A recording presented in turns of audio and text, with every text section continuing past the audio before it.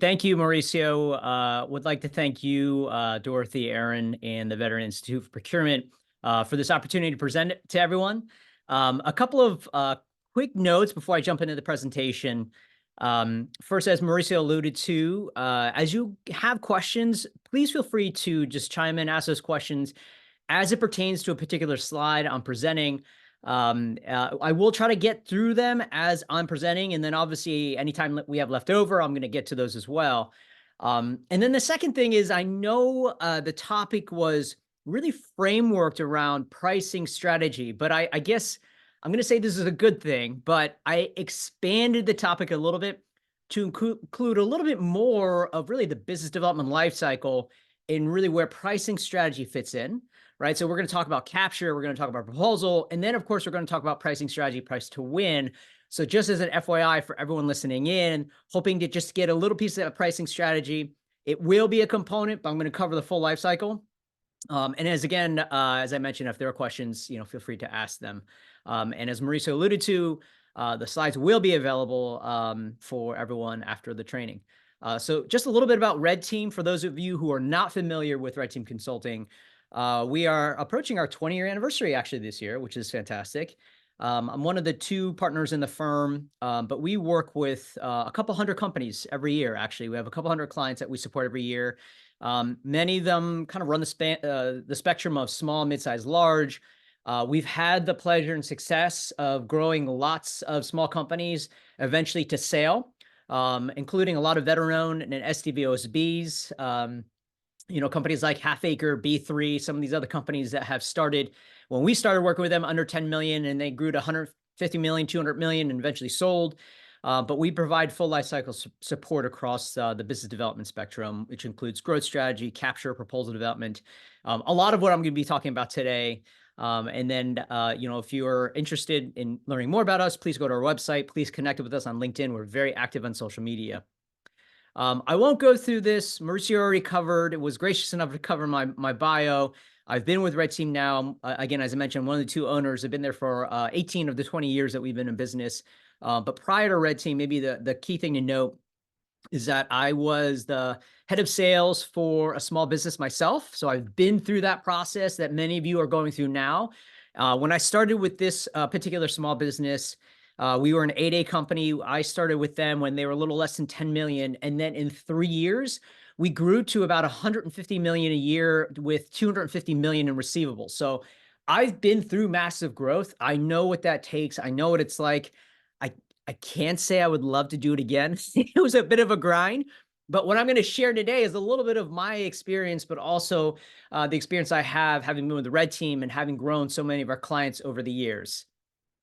So before we jump into the details of this session, I wanted Aaron to activate a poll just so I get an understanding from everyone what your number one challenge is from a BD perspective. Now, I know as you're looking through these choices, you're going to be like, all of the above. I purposely didn't put in that as a selection because that's kind of not fair, right? That you're all going to select that. So if there's one thing in particular that stands out, I'd like to know what it is. Is it trying to get in front of the government? Is it low cost contracts? Is it there's too much competition? Not enough internal folks, which obviously we hear a lot. Contract vehicles, big topic today. I'll cover that a little bit, or you just don't have time. So take a few moments to select one, and in about 15, 20 seconds, Aaron will activate the results just so I get an understanding of where you all are coming from, and then I'll make sure I'll try to address that during this session.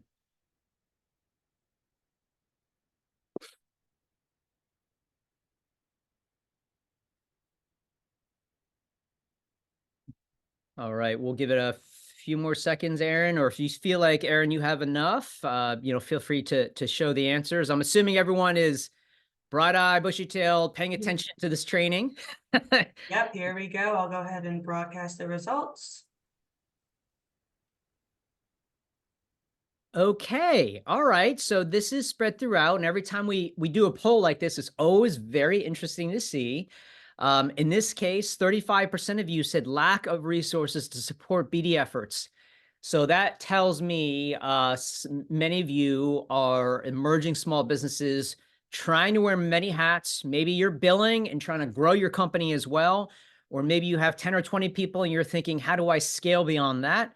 Also, contracts being competed as low cost. I have a section on pricing strategy. And then trying to get in front of the government appears to be the top issues. And so again, as I go through this training, this seminar, as specific questions come up, maybe in each of those areas, feel free to ask them, and I will do my best to answer those questions. First, I always like to start off at a very high level, talking about what we see in federal contracting, right? Because as I mentioned, we support roughly 200 companies a year. We probably support north of 1,000 proposals and captures. We have the luxury where we actually do have quite a few relationships with our government counterparts, not from a BD relationship perspective, but we share a lot of the trends that we see on industry, and they share what they see on government. And so let me share a lot of what we see and what we've also noted on our end. Contract vehicles. Contract vehicles are becoming increasingly competitive, even more so than 10, 15, 20 years ago. And it seems like a strategy is to protest if you don't win. A lot of what we have seen today as a result of, for those of you unfamiliar, category management, strategic sourcing, it's the government's attempt, especially between GSA and OMB, to consolidate a number of the contract vehicles so that they can manage their, what they call spend under management. It's basically trying to track their spend. Because of that, when we see contract consolidation, that means there are just as many companies out there competing for fewer contract vehicles to win a slot to then try to win the task orders. That means everyone's trying to win these contract vehicles. Hence, they've become far more competitive in recent years. And if there are questions on what types of contract vehicles, I can discuss that as well. Federal agencies are using more creative ways to compete and evaluate companies. It's no longer the old days of just writing technical proposals where you had to write a technical section, a management section, few key personal resumes. I don't want to call that a thing of the past, but what we're seeing now is an increase in use of other ways that agencies are competing contracts. Some of those include orals presentations. So if you haven't ever done an orals presentation or a technical demo, if you're an IT company, that's something that you're going to want to get some training on, that you're going to want to see how agencies do that, especially the larger the contract, the higher the chance that they might use an alternate way to evaluate, such as an orals. We've also seen things like point scoring RFPs.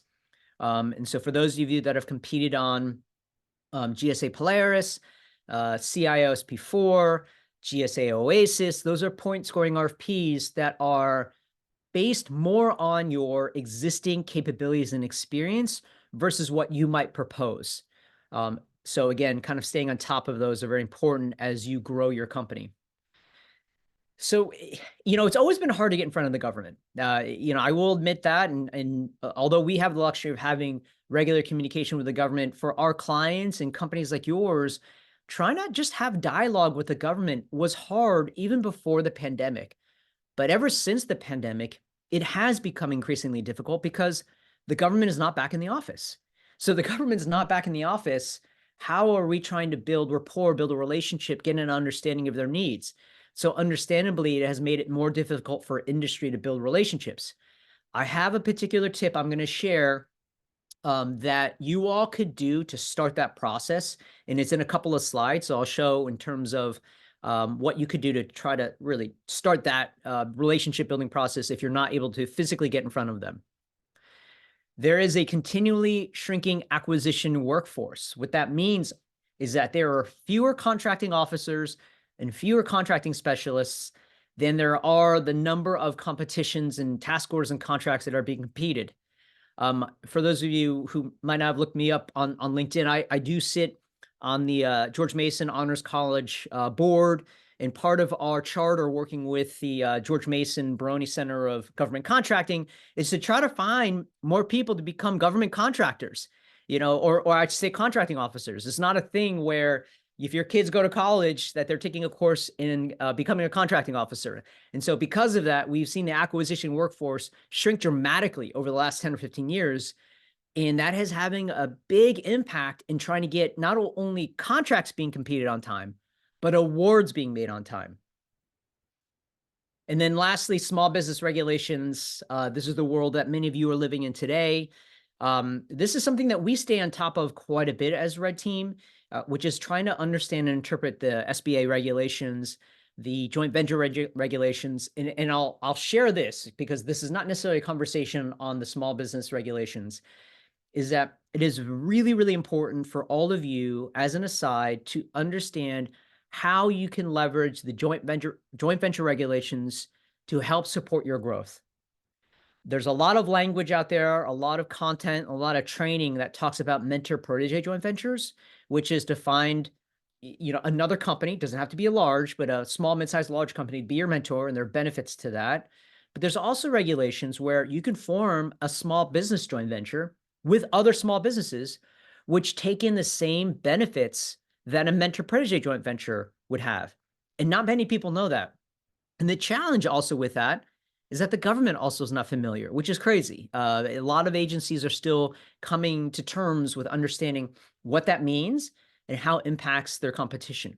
I share all of these trends just to make you all aware of, we all need to stay on top of this in order to grow our company, because these are the rules and regulations that, the government abides by and that we need to follow as well. All right. So when I was talking about a tip in regards to building rapport relationships, it kind of starts on the front end of what you see here. So let me describe this chart first, and then I'll talk about what you can do to maximize your success in each of these areas. So this is what you're looking at as a typical business development process, starting from the marketing branding, which is to build awareness, to build familiarity, to gain trust, create demand. That's the marketing and branding aspect for any government contractor, really any firm that's looking to sell. And then business development, which is the relationship development piece, building pipelines, trying to understand what market you want to be in. Capture management, which we're going to spend a good portion of our discussion today on capture management. And just so I get this into everyone's head, so we all have a consistent definition of capture, captures everything you do to win a single opportunity. That is capture, right? So if you build a pipeline and you're qualifying pipelines and you pull an opportunity out of the pipeline and you decide, hey, I'm thinking I might want to go after this opportunity, capture started, right? And capture doesn't end until the proposal, really, it's even past the proposal submitted, but captures that step. And then proposal development, which is the act of responding to an RFP. So if you look at the bottom of the chart, you will see the acquisition lifecycle, and that's really the government acquisition lifecycle.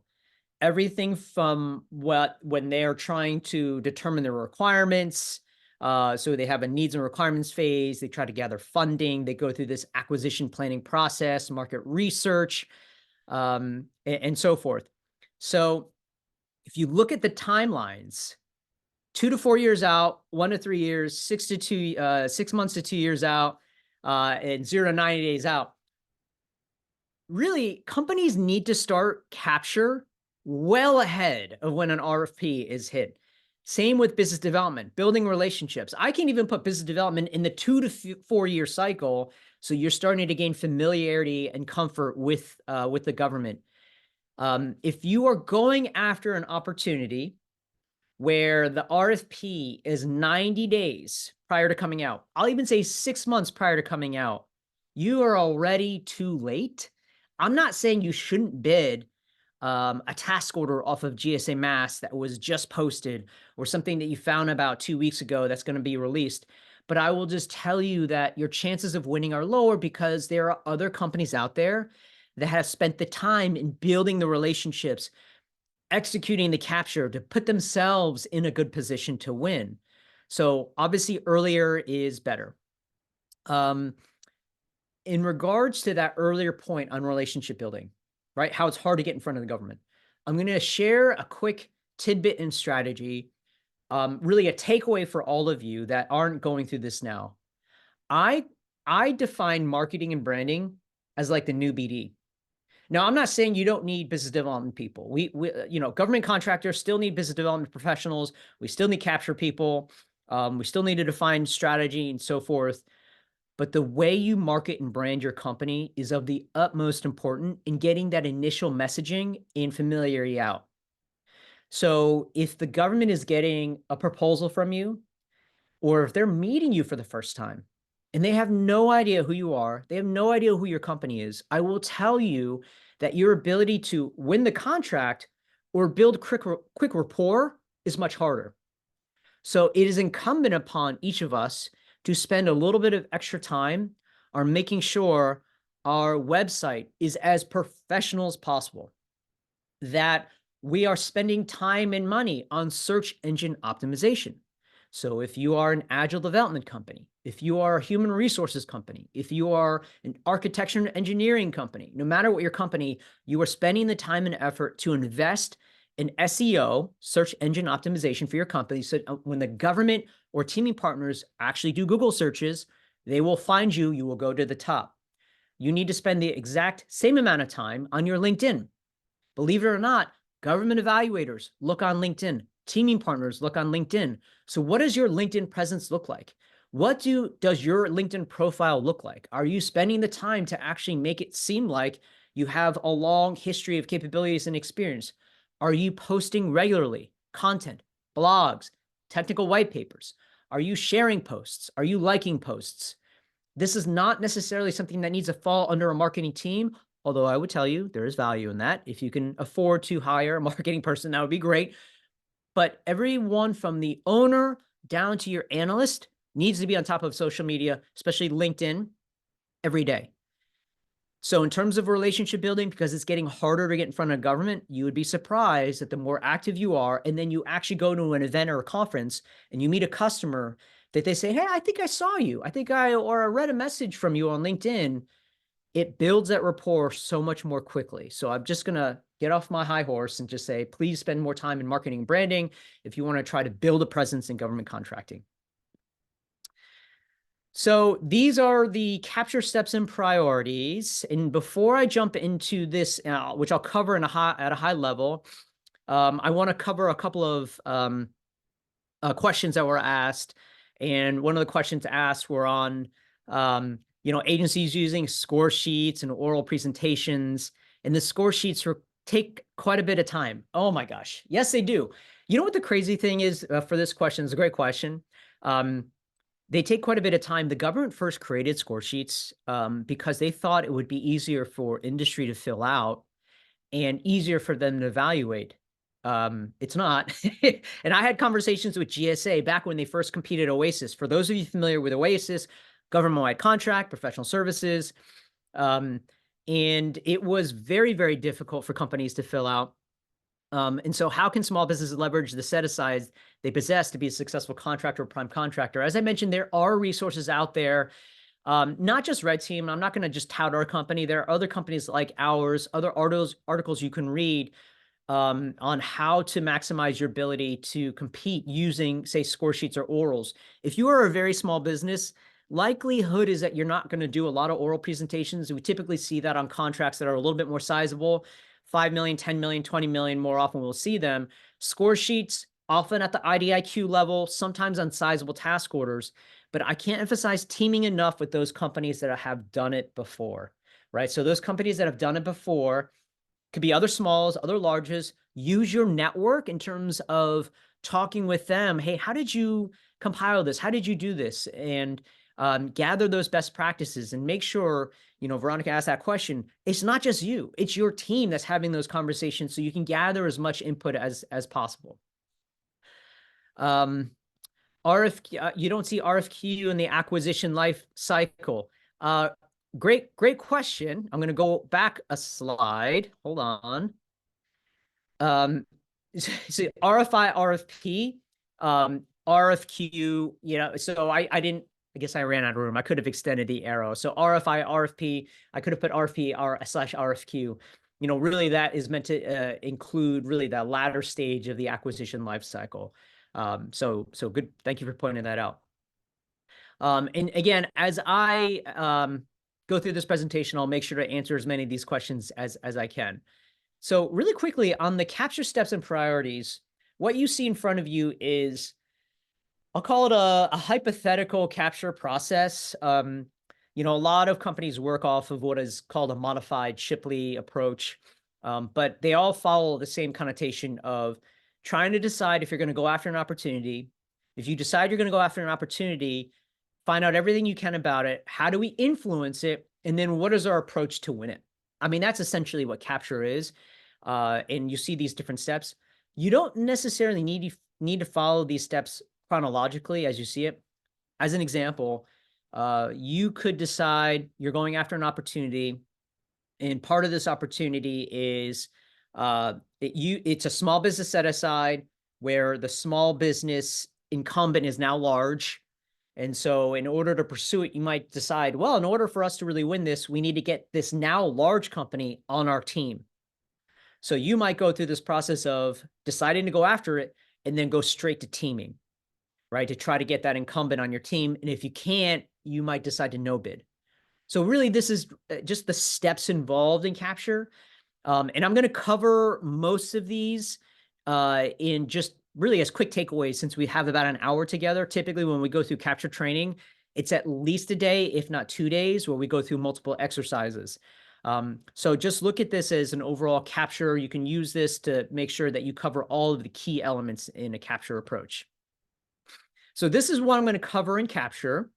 And again, this doesn't follow what you just saw on the slide, but it's just making sure that when we decide to pursue an opportunity, so this is assuming you've decided to go after it, all of the things that you need to collect and define in order to pursue an opportunity. And that includes the background, getting the customer intel, defining your win strategy, building the right team, doing a competitive assessment, and there's some caveats to that, and then doing a price to win. So first, opportunity background. I can't emphasize this enough. Let me give you an example, a real life example that happens, I'm going to say more often than I'd like, but probably 5 or 6 times a month.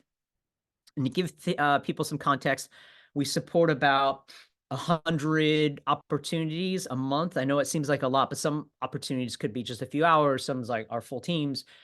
But this happens 5 or 6 times a month where a company will come to us and say, hey, we want to go after this opportunity, right? Maybe it's a $10 million task order in GSA Mass. We're like, great. Okay, what kind of support do you need? Okay, fantastic. Tell me everything you know about this program. Oh, we just downloaded it off of the, GSA tool. They're looking for networking services, and we provide networking. Okay, well, like, tell me about the background. What is the customer really looking for? Who's the incumbent? And you would be surprised that many of the companies that come to us have no idea of the context. Well, if you don't have any idea of the context of the opportunity, I can tell you there are probably half a dozen companies, if not more, that understand the context. And if we don't understand the context, how can we build any sort of win strategy or approach on how we intend to win it versus just replying to the RFP? Because the government, when they get the proposals, they will know who has done the homework, who has spoken with them, and who has provided guidance along the acquisition lifecycle to even help the government define what it is they need versus, oh, hey, here's a company that just provides networking services, right? They can read through that pretty quickly. So when I share all of this, uncover all of the relevant background information, that actually means spending some time in doing the due diligence, right? Understanding everything you can about the program. And that means looking at things like the strategic plan of an agency, right? So not enough people read the strategic plan of an agency. Every federal agency is required to develop and document a strategic plan that's typically 3 to 5 years out. And depending upon what your discipline is, what your capabilities are, there's going to be something in that plan that gives you an idea of the direction the agency's heading. That's at the macro level. Then at the micro level, start looking at what division or program this contract is coming from. If this is a recompete, start looking up where this was recompeted. How was it recompeted? Was it protested? If it was protested through GAO, well, that information is public. Right? GAO is a fantastic resource for looking at how the government evaluated prior competitions. news articles, LinkedIn, who is in charge of it, right? Gather that information to help inform you of what the landscape of this program is. On top of the opportunity background, then you need to actually collect the customer intelligence. They're separate but related entities. The customer intelligence piece is really, what is the customer really looking for? Right? So we could do all of the Google searches and LinkedIn and GAO to give us just that broad context. But when we hone in on this specific contract, it's our job to figure out, well, their needs and wants. Because if we don't really figure out their needs and wants, we can't really specify how our solution addresses their needs and wants. And so I give you some examples looking for agency-specific information. And the sources, I would tell you, in this day and age, probably 2/3 of it you can find online. 1/3 of it needs to happen through conversations. So interacting with others, again, teaming partners, your network, LinkedIn, going to events, having conversations to figure out what the customer is trying to achieve. So I'm going to take a pause just to see if there are any questions. What if I completed an RFQ and I asked for a score sheet and I've never heard back from the contracting official? So to that question, I know it kind of goes back to a specific question on responding to an RFQ and ask for a score sheet. When you respond to an RFP or RFQ, just really quickly, the government is actually required, depending upon whether it's a task order or a separate competition, to give you the results, whether you win or lose. They're not obligated to show you the comparative findings. And they're also not obligated to give you, they're obligated to give you a debrief, but the debrief could literally be a 1-sentence email. Sorry. Ideally, it's a conversation. Doesn't often happen. And so it's really dependent upon the agency that you're speaking with. All right, so I'm going to move on. Here's an example of the type of customer intelligence that you are looking to collect. These are fairly generic on purpose. I mean, I've extrapolated this from other capture documents that we've compiled, but you're looking if there are issues or delays or challenges that the government is facing. They're hoping for better communication. They've expressed, we're unique. No other agency can do this. And you notice in the italicized font, I'm giving examples of what you can share, say, with your proposal team or your pursuit team. Say, hey, make sure you emphasize this. That's why it's so important to have this customer intelligence because you're trying to customize your proposal to address their hot buttons. So again, you're all going to have this as a takeaway. You can use this as an example, but ideally when you're collecting customer intelligence, you can be more specific in the types of examples that you collect. So win strategy. Win strategy is a very important component of overall capture.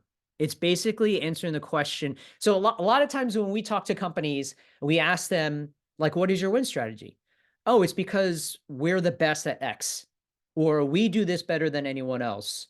And oftentimes, let's say it's an RFP on, let's say, human capital or program management services. They'll say, well, the customer's looking for program management services on these types of programs, and we do that. And so our win strategy is we're going to do it better than anyone. Just really quickly, win strategy has a little less to do with you, which is crazy. It's not. It's more to do with what the customer's looking for, and then how what you do maps to what they need. That is the win strategy. So for many of the smalls that might team with larger or mid-sized companies, and you sit in one of their capture sessions and they're like, our win strategies, we're the greatest company. Like, I'm not saying like, hey, time out, that's not really win strategy, but keep in the back of your mind that you should ask the questions, well, what is the customer really looking for?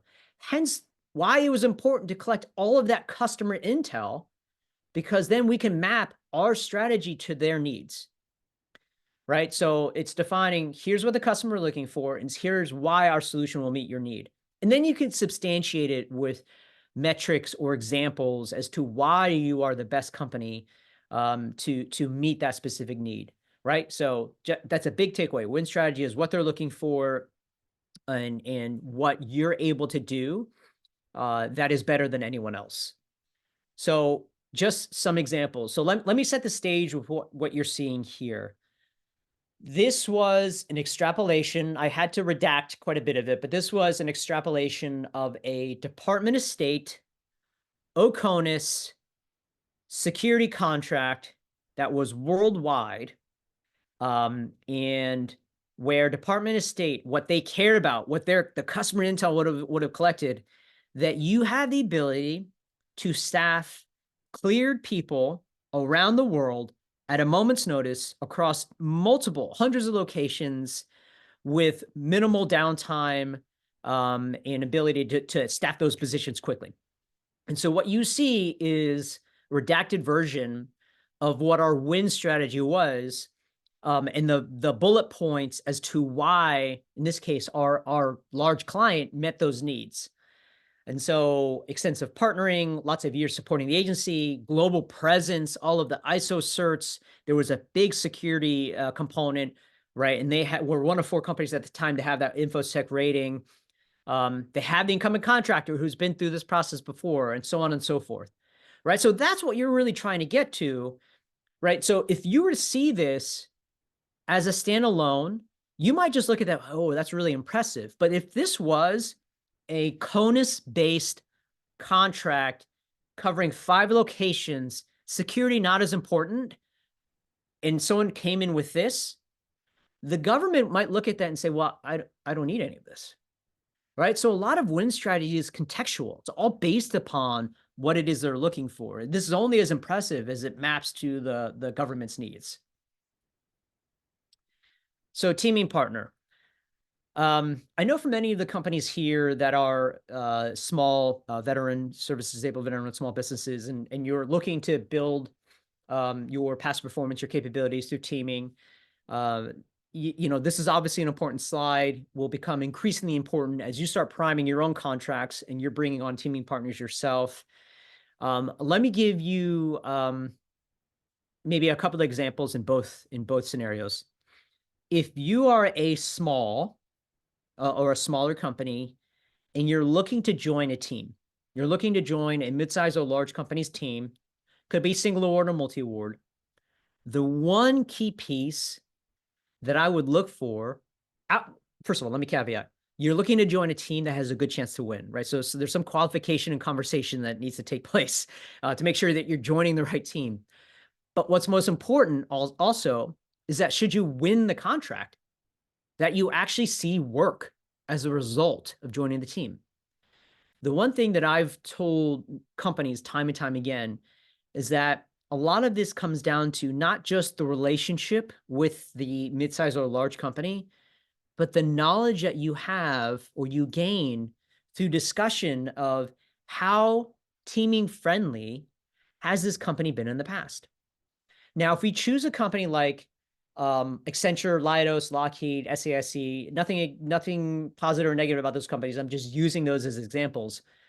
The Homeland Security team in Leidos is different from the HHS team in Leidos. Okay, so the DoD or Army team at SAIC, very, very different than the team that works USDA and Commerce. So just understand that teaming, even with a large company, can be different. So ideally, you are able to talk to other companies that have teamed with that midsize or large in that specific agency or group of agencies, and you've asked them, how friendly have they been with teaming? And you're going to get a whole bunch of information. Oh, they've been great. They've opened a portal where they post task orders. And if we bring capabilities, they allow us to bid them. And you'll hear other examples of, I had never heard from them. We won this single award contract. They promised me 5 positions and I can't get them to return a call. Take that into context when deciding when to join a prime. On the flip side, let's say now you're priming your own contracts and you're going after single or multi-award contracts and you're looking at like who to join your team.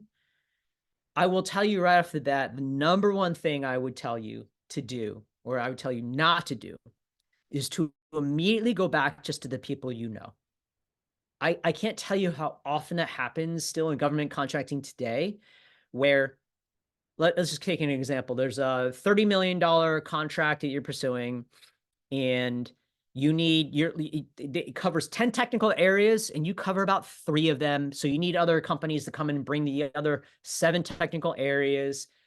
And the first thing you do is you say, okay, who do we know? Who do we know? Oh, this company, we've worked with them before. This company, we know them. And you start building your team based on familiarity of people, which is okay because you trust them, but it is not okay because they might not help you win. So when I look at teaming and you're building your team, I always look at who will help me win and perform. Number one, who I know is to the side, right? That's secondary. So once I've built that teaming matrix, teaming meatball chart of what is the government really looking for? Who's going to shine here? Who will I bring that the government will recognize and give us additional strengths in the evaluation or help us recruit more quickly post-award? And I build that out. Then I start doing my research. I might then go to the companies I know and say, oh, well, fantastic. These 3 companies that we've worked with before, we trust them. They can easily plug in. Perfect. And then you can do the research to figure out who else addresses those gaps.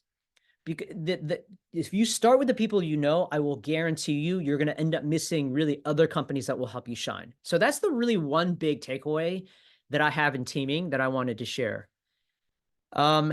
I am going to just quickly look at some of the questions that were asked. And by the way, if I miss some of the questions, I apologize. And so I am saying with ours or with some of them, I'm just saying I've answered them live. Would love to hear more online resources to research strategic plans for each agency, other sources for procurement history. Great question.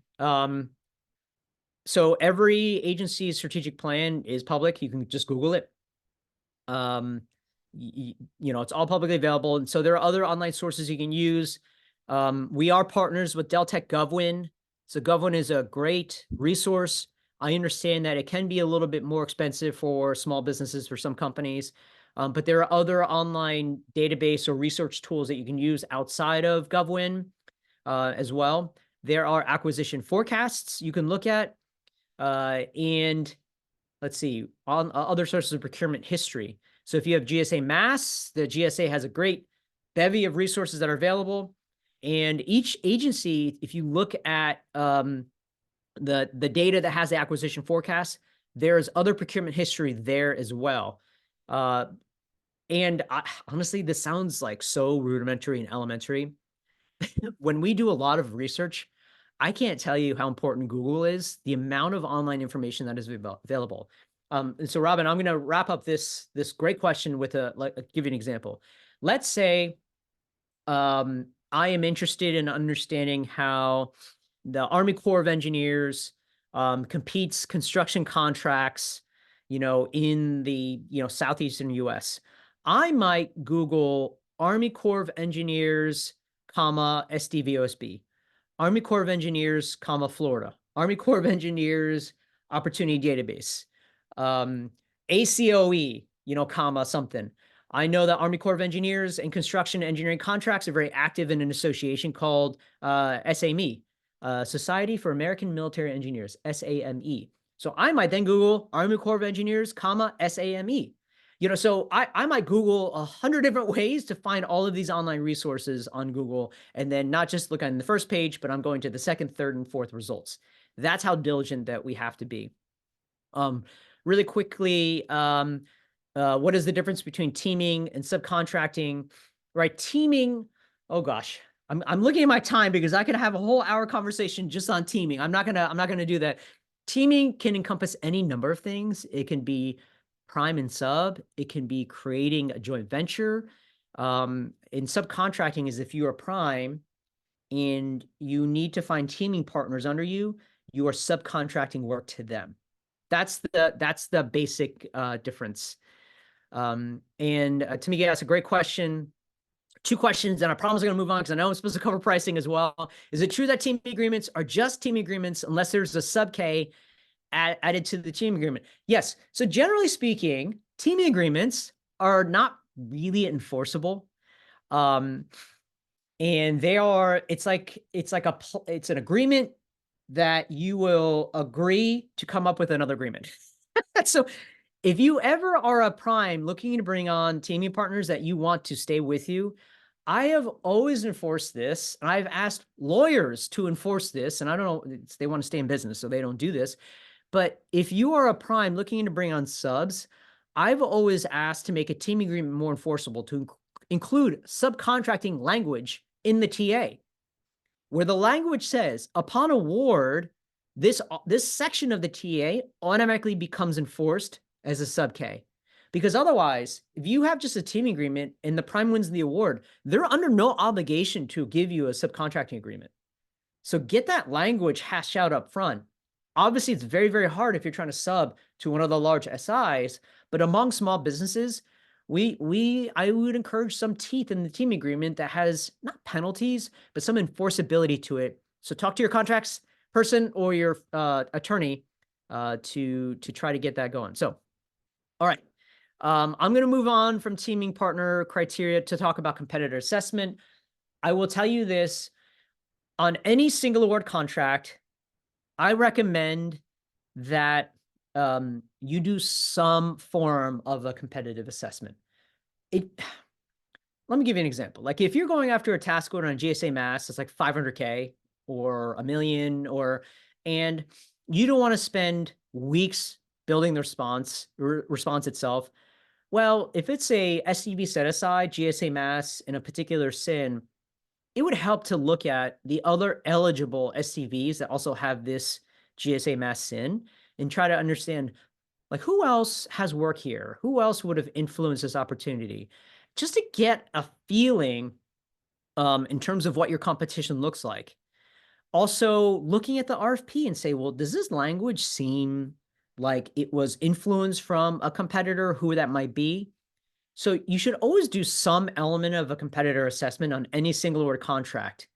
The larger the single award contract, the more important it is to do a detailed competitive assessment. So I'm not going to dive too deeply into this for many of you listening in, unless you are, say, going after $100 million contracts. We typically start doing detailed competitive assessments on contract values that are at least $50 million up. Usually they're on contracts that are 100 million, 200 million to $500 million contracts. And we're doing a deep dive competitive assessment on how other companies might bid the contract, because it's important for us to understand, how is a competitor mapped up against us? Are our strengths really strengths if a competitor can do more than we can?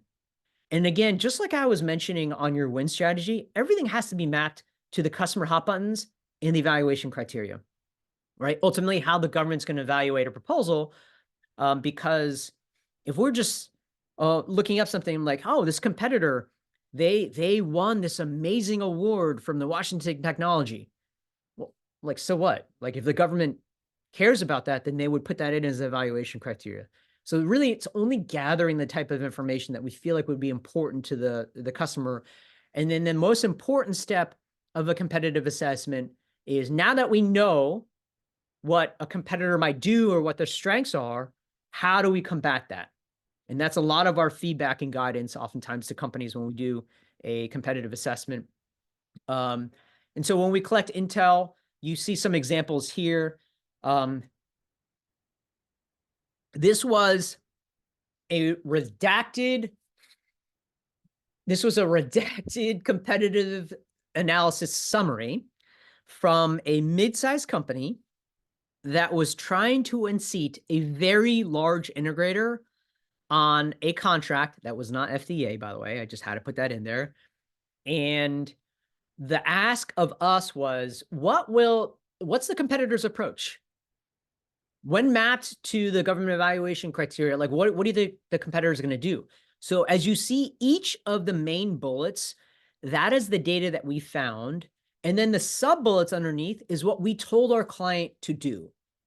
Like we said, share this with your capture team, share with your proposal team, that this is what we need to do to combat the competitor strengths, right? That's the ideal outputs. It's like, now that we know this, here's what we do, which unfortunately is a step that is often skipped.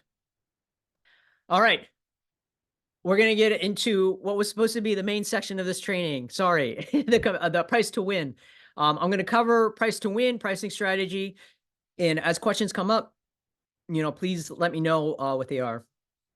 And I'm going to read some of the questions first because I want to make sure I get through the questions. Do you think GSA is a requirement? And at what point do you think a company is ready to apply for it? How many LCAS past performance? I feel the same way about GSA as I do getting 8A status. Like I feel it's important to get 8A certified, pending the congressional stuff that's going on, but 8A certified or GSA schedule when your company is prepared to pursue and perform, right? Because if you're just starting off and you get the GSA mass and you're not going after task orders, you're not winning work, well, GSA could actually take the mass from you. They can take the schedule away, right? You need to average 25K a year, which might not seem like a lot, but we work with $100 million a year companies that have lost their GSA mass because they can't win work on it because most of their work is outside of GSA mass. So it all depends who your customer base is. Do they use GSA mass? How often do they use it? And do they use it in your area? If so, then you can think about applying for it. But just know that once you get it, you have to actively use it. Okay, price to win. Really quickly, what price to win is? Price to win is how your competitors are going to price. A price to win is not your price. It is not your winning price. It is the competitor's price and what you're doing to combat that. So really a price to win is very similar than a competitive analysis, right? Competitive analysis or competitive assessment is how is a competitor going to technically bid? A price to win is how is a competitor going to price? Most small companies, many small companies might not be in a position to conduct a detailed price to win, but it is important for you all to be aware of this step, especially as you team with mid-sized and large companies that do price to win often. Now you will know the process and approach, which I will go through with you. And like competitive analysis, we don't often do a detailed price to win unless the contracts are more sizable single award contracts. 50 million, 100 million on up is when we will often do like a price to win. So here are some of the primary methodologies for price to win. I'm going to just quickly cite these just so you understand what they are. Okay. Competitive determination is probably a very common way to do a price to win. Very quick example. Let's say in that GSA mass task order example, you're going after $1 million contract and you're like, okay, I'm an SDV. I'm going to look up the other SDVs that also have GSA mass that also will likely have seen this task order. And you're looking at their contract rates, their direct rates. So the upside is you get to see how high their ceiling or low their ceiling rates are. The downside to this approach is those are just their rates. They're ceiling rates. We don't know how far they're going to discount it, right? So it's a good informing approach, not necessarily the singular approach. Budget analysis is a pretty tough one.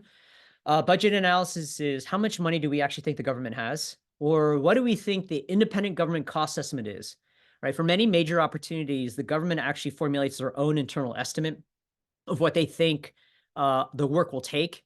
Oftentimes they will inflate it just so they can prove that, hey, we're up here in terms of our independent government cost estimate and all the companies are here. So our budget analysis is accurate. It's often hard to find the IGCE. And just because you know what the budget is, it means nothing in terms of how you might price. And so we often don't suggest this as the primary approach. Top-down analysis is what we is basically starting with the end results required. So top-down analysis could be, well, for this $1 million contract, we think the government will end up awarding a contract at 900K based on our research or conversation or based upon what a teaming partner told us. So let's start there and let's figure out where everyone else is going to bid. It's not necessarily a very accurate way. Some companies do it that way. The most accurate way that we often recommend is the cost-up analysis. Cost-up analysis is trying to figure out how companies will cost a particular contract, meaning trying to figure out what their indirect rates are, what their wrap rates are. So like I said, for a lot of smalls that are, you're just starting off, or you're a 5 or 10 or $15 million a year company, it takes a lot of time and effort to figure out a company's wrap rates and then figure out how they apply that wrap to the overall opportunity. Doesn't make sense for $1 million, $5 million opportunity. Starts making more sense as you get into the tens of millions, hundreds of millions. So really quickly, historical trend analysis is looking at past award data. Here's how the government, or here's how this agency awarded in the past. And so let's use that as a metric for where we think the highest rate might be and how companies might respond to that. And then variable baseline is doing a bunch of what if scenarios. We often see what if scenarios on contracts where you have to determine the number of people and the number of hours. And so so in an example, if we're supporting Accenture and we think they're going after Deloitte and Booz Allen, we might say, oh, well, Deloitte's going to not propose 10 people. They're going to propose 6 people. Or Booz Allen's going to propose 12 people, but their costs are going to be much lower, right? So just a bunch of what if scenarios that you play. So oftentimes price to win is a combination of these scenarios, but most often it involves a cost up analysis as the baseline for it. So that's on price to win. Obviously, there are questions. I'm happy to answer them. But a couple of other things on pricing. Just understand that pricing is a strategy, right? So anytime that you are pricing any task order, and I know many of you have been through the initial training that Donna Dominguez had given on overall pricing and cost analysis. Just know that as a consultancy, we often will tell companies that you're trying to figure out what it will take to win and then what it'll take to perform. So I'm going to just use a hypothetical example again for that GSA mass task order, $1 million task order. And let's say GSA in this instance gave you all the labor categories. A lot of companies do this. They say, okay, here are the labor categories. Here are my ceiling rates. Let's apply a 5% discount here, 10%, 7%, 3%, 2%, 2%. And they're just discounting top down. I would rather say, what is our profitability for each of these labor categories? So the higher profitability that we have, maybe we can discount a little bit more and still be competitive. Or we might look at some of these labor categories and say, you know what? We're not going to really staff these people on this particular task order. Why don't we discount them by 25%? Right? Because how the government often evaluates pricing is total price. So they'll multiply your rate times the number of allotted hours to come with the total price, and then they'll compare your price to others. So if your total evaluated price is lower than others, right, then your pricing is more favorable. So it doesn't mean you need to apply even discounting. You can apply discounting per the labor categories you think you're going to use. And then there's other reality modeling techniques that you can take into account. I understand this is going to be an uncomfortable move for many small companies, but it is extremely common for mid-sized and large companies. Let me give you an example. Let's say you're going after a more sizable contract and your program manager's rate is not competitive, but it is highly evaluated, meaning there's a lot of weight on this one labor category. Part of what your strategy could be is looking at the life of the contract and not putting an escalation rate, but knowing after year 2, you're going to replace that PM with a rate or the resource that's 25% lower. And that's often even called a greening strategy, where you might green your workforce, meaning take some of the senior people, move them out, move some junior people in so you can make money. The reason why that's important in pricing strategy is because you are pricing to the future state, not to the current state. So this is more of an FYI. I know many small companies are not comfortable doing that, especially as you're trying to build a corporate culture, trying to retain people, not lose people. But just know as you continue to grow the company, just to be familiar that there are various pricing techniques that exist. And we do pricing training. Happy to talk about this in more detail. But there's a lot of these nuances that are in existence.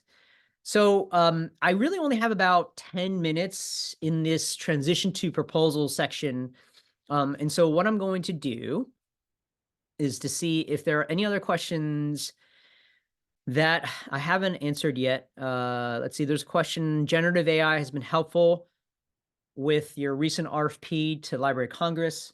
You've been on AI machine learning RFP. Isn't that interesting? You've been on an AI machine learning RFP using generative AI.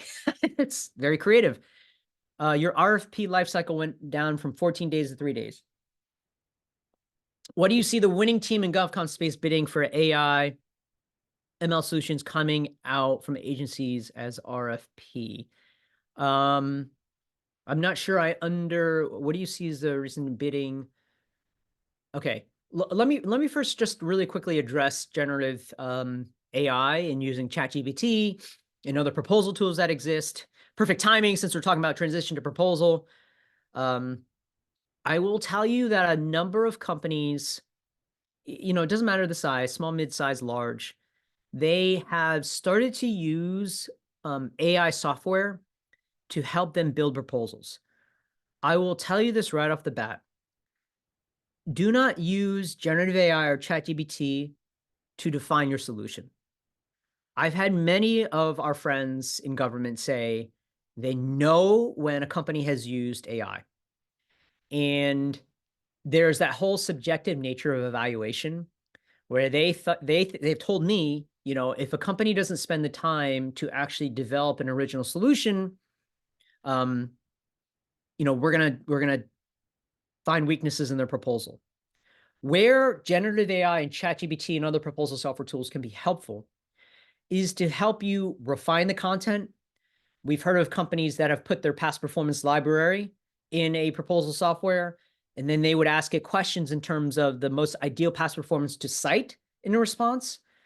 But anytime you're asking the AI tool to help you derive a solution or approach, that's where it's going to go in the wrong direction. And just keeping this in the back of your minds for everyone. And Steve, I appreciate you asking this question.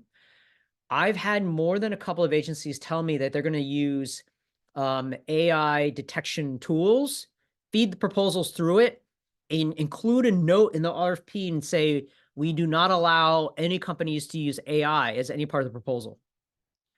There are some large IDIQs and GWACs where the program office is saying that.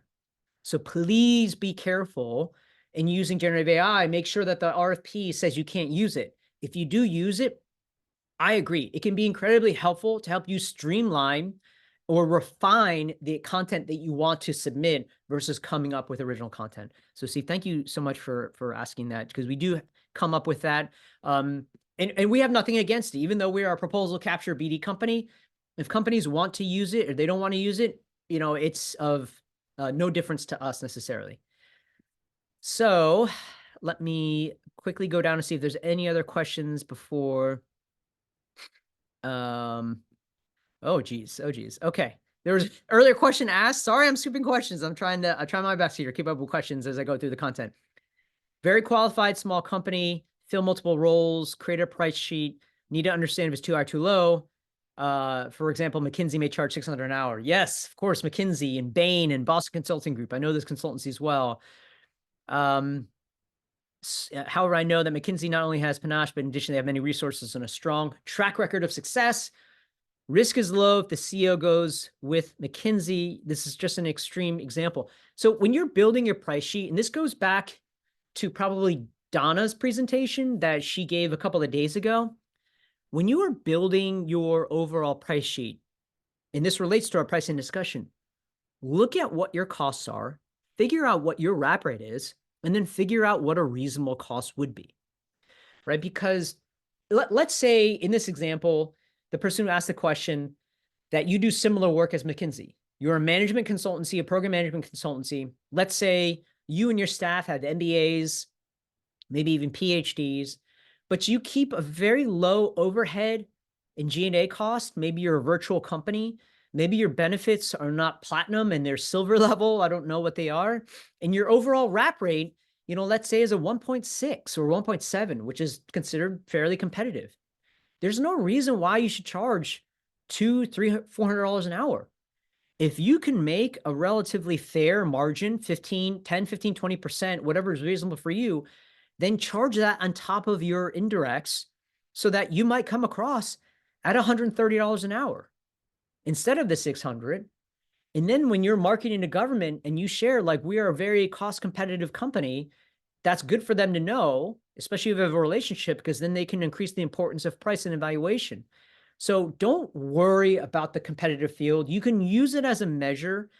You can look at your competitors. You can go to GSA Mass. Like, GSA Mass has all of the rates. And you can look at other companies like yours that are small to see where their rates fit, but don't use that as a guideline. Figure out where you are and to come up with the overall competitive price. All right, let me get through my presentation because I know people are starting to ask a few more questions. Transitioning to proposal. So I'm just going to give a few quick tidbits on proposal best practices, really high level, right? The key is to give the government evaluators what they want in the order they want it. We often tell companies, especially on written proposals, if you bury the win strategy, if you bury your discriminators or things you want to emphasize, I will tell you that the government will not take the extra step to find it. So make sure that your proposal is aligned to the instructions. If you look at the instructions for proposal, this is for written proposals, and they have in the management approach, let's say they have it where talk to me about your organization, talk to me about your key personnel, talk to me about your risk mitigation approach. Construct the proposal in that format. Like, don't talk about risk, your organization, and then your key personnel in that order. Because if it's out of order, it's going to frustrate the government to no end. And if they can't find what they're looking for, they're going to give you a weakness. And then you might protest and say, well, I put it in this proposal. And the government's like, I don't care. I couldn't find it. So if I can't find it, and GAO will always back up the government in that instance. So make it easy for the government to find the information they want and highlight those things that you want to emphasize to the government.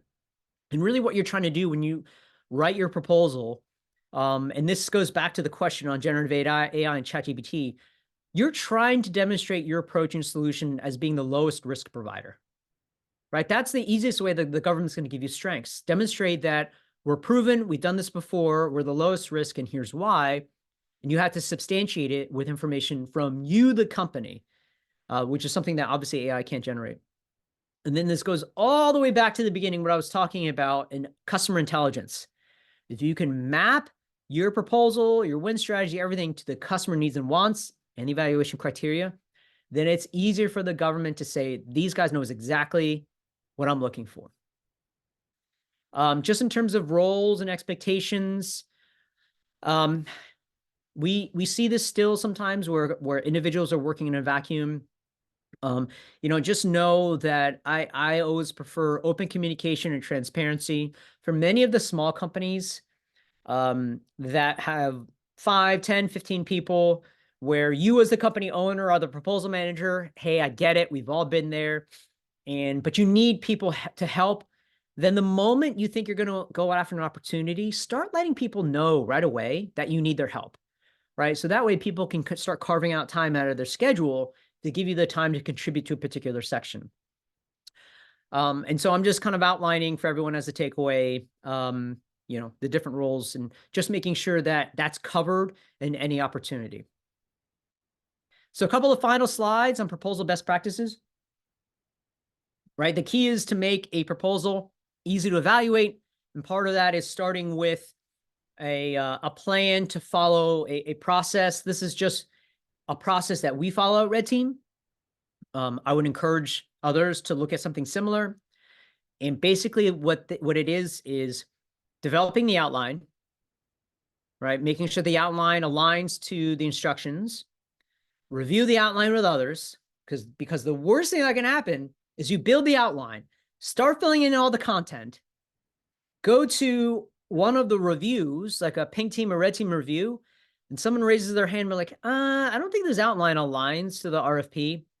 Get that out in the beginning. You'd be surprised on the number of $100 million to $500 million contracts where we were involved, where maybe the company just brought us in for a red team review.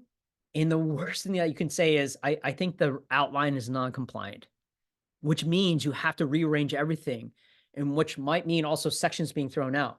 So make sure that if you create the outline, review the outline with others and get consensus that the outline is compliant.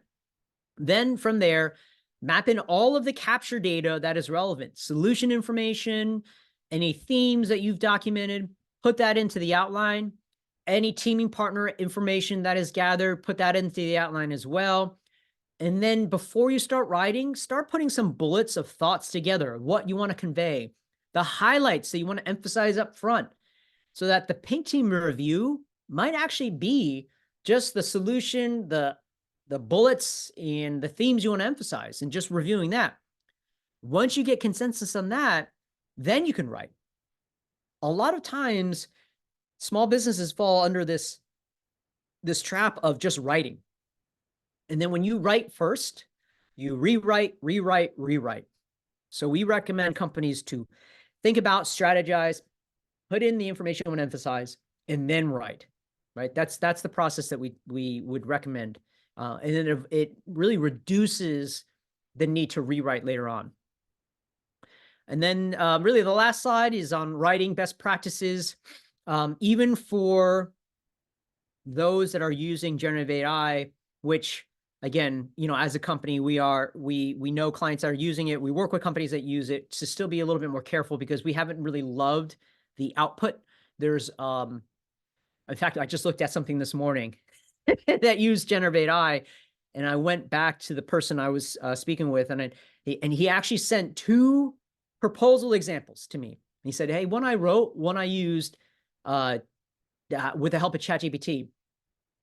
I knew within 10 seconds, based on the language I was using, I was like, one sounds like your voice and sounds authentic, and it needs to be cleaned up a little bit. And the other sounds like someone that has a PhD that likes to use big words uses.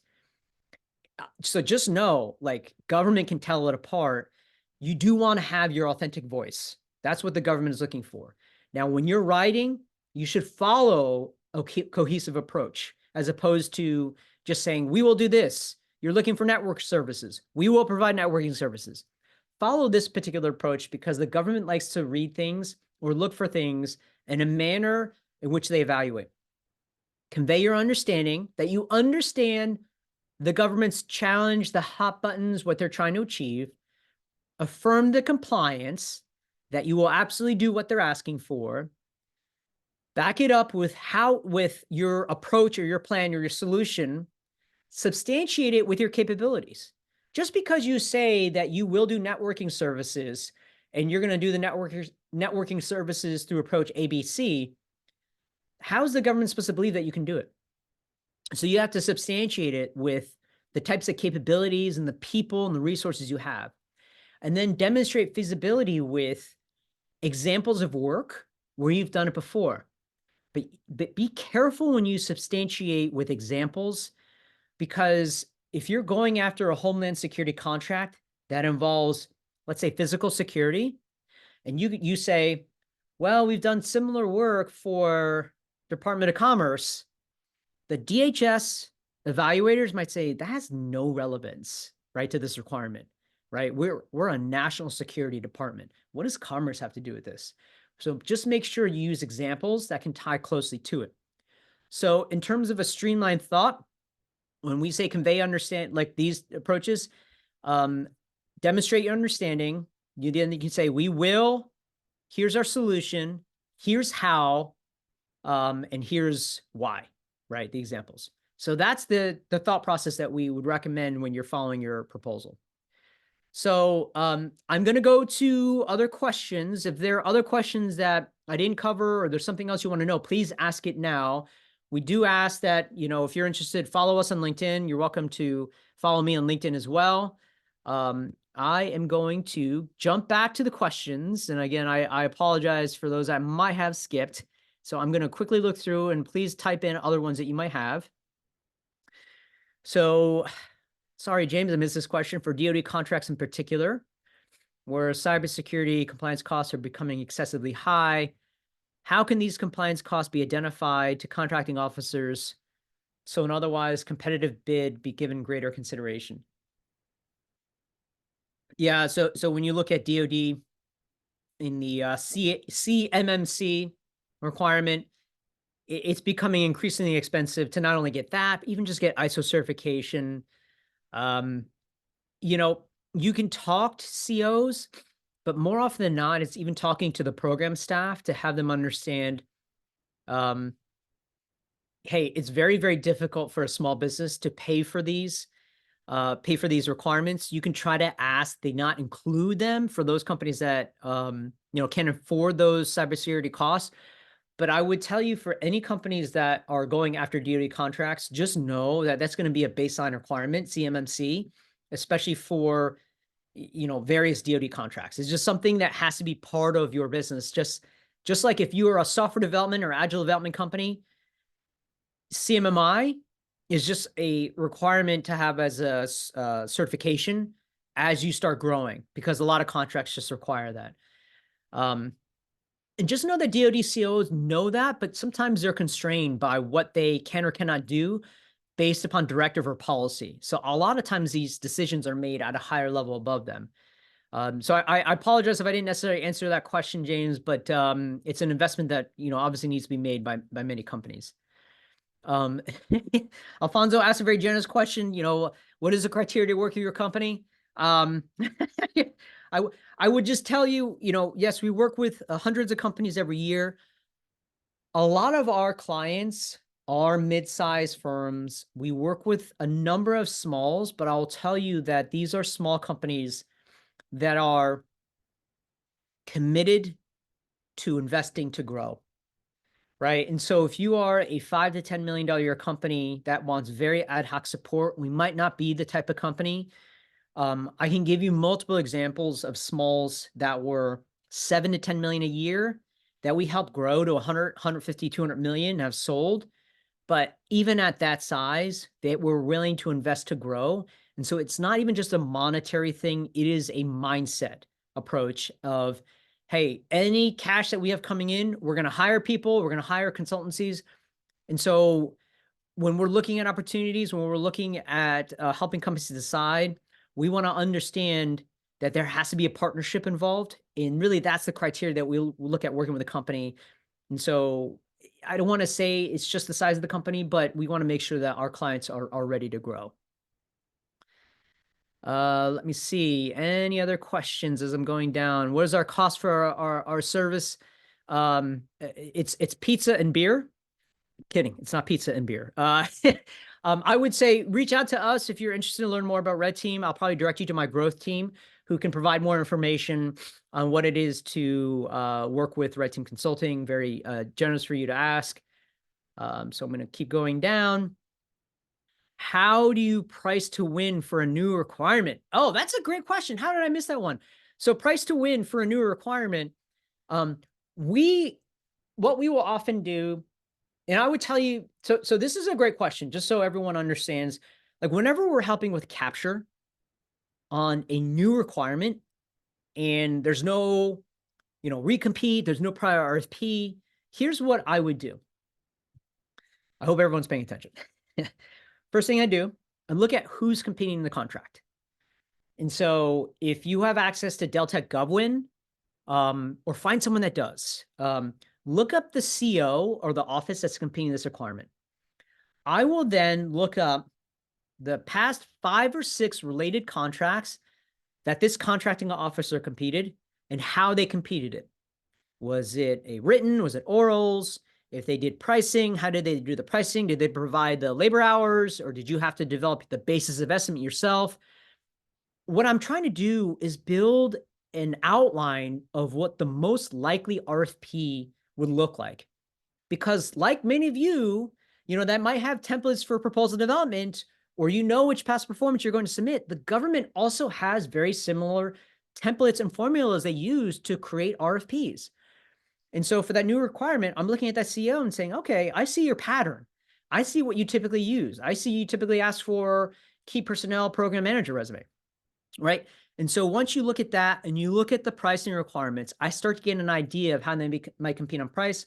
I'll then look in GAO for past protests from this office, right? So if we're looking at Homeland Security, we're looking at Customs and Border Protection, I might look at CBP's protests in these requirements over the last 4 years. because what I then see are other RFPs and how GAO has decided, and they will share a lot of tidbits. And again, that is used to inform my, overall outline. So then when I do a price to win, I base it on that 75 to 80% framework.